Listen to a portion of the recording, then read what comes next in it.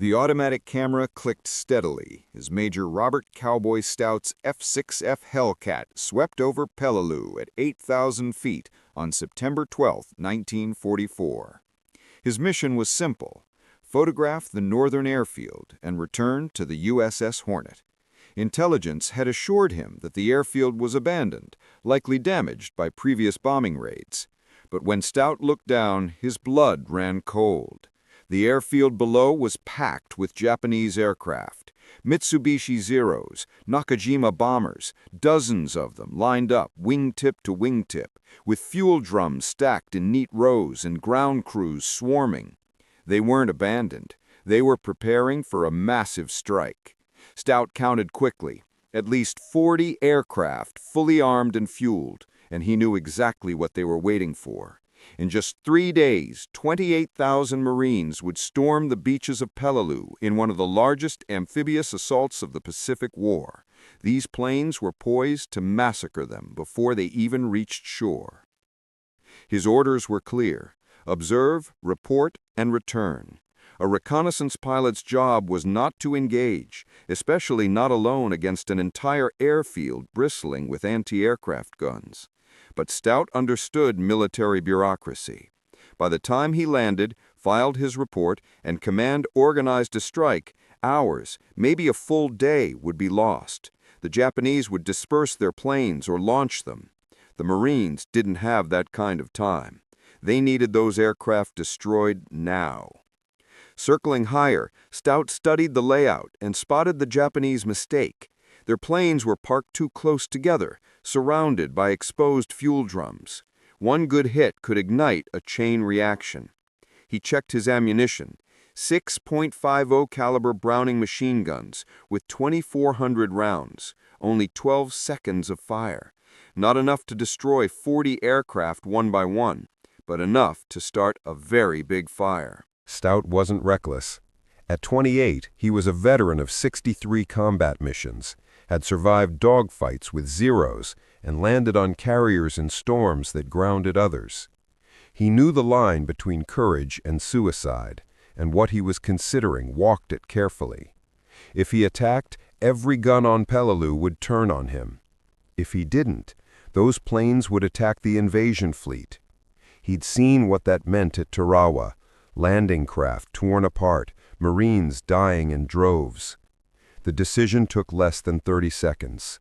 Stout shoved the throttle forward and rolled his Hellcat into a dive. The altimeter unwound rapidly as he dropped toward the jungle canopy. His plan was simple: come in fast and low, hit the fuel drums first, and escape before the gunners reacted. At 2,000 feet he leveled off, pushing the throttle to the firewall. The Hellcat screamed at nearly 400 miles per hour, skimming just 50 feet above the jungle. The airfield appeared suddenly through the trees. Japanese ground crews looked up in confusion. Some froze, others dove for cover. Stout lined up on the northern row and squeezed the trigger. All 6 guns roared at once, tracers walking across the tarmac, shredding a Zero. He adjusted and fired into a cluster of fuel drums. They exploded in a massive fireball that engulfed 2 bombers and rocked his plane with the blast. Flames leapt 50 feet high, spreading fast. The northern row ignited in a chain of explosions, aircraft after aircraft going up in fire as the ground crews fled. Anti-aircraft gunners finally opened up, tracers flashing past. Stout weaved and climbed, feeling impact shudder through the fuselage as 20-millimeter rounds punched holes in his tail, but his engine held. He circled back. Half the field was already burning, black smoke billowing into the sky. But 20 more aircraft sat untouched on the southern end. He had maybe 6 seconds of ammo left. Coming back meant flying straight into the guns now fully awake. He did it anyway. The sky filled with tracers as he dove from another angle, juking left and right. The Hellcat took more hits, but Stout lined up his shot and poured his remaining rounds into the southern bombers and a nearby fuel truck.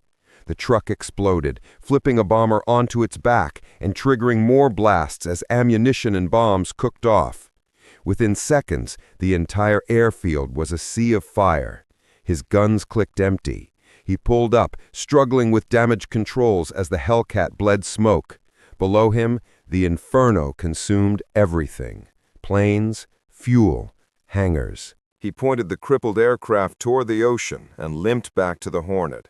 Hydraulics failing, oil pressure dropping, one wheel jammed. He managed to catch the second arresting wire, slamming onto the deck so hard the fuselage buckled.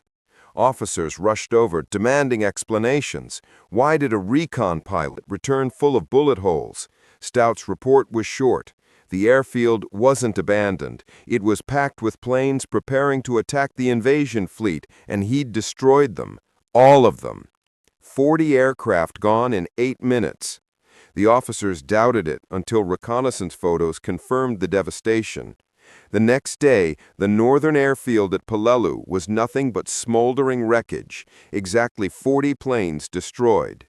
The Marines who landed 3 days later did so under complete air superiority. The Navy awarded Stout the Navy Cross for extraordinary heroism.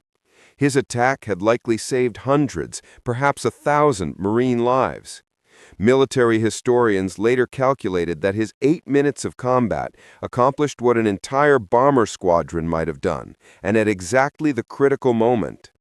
After the war, Stout returned to California, living quietly, rarely speaking of what he'd done.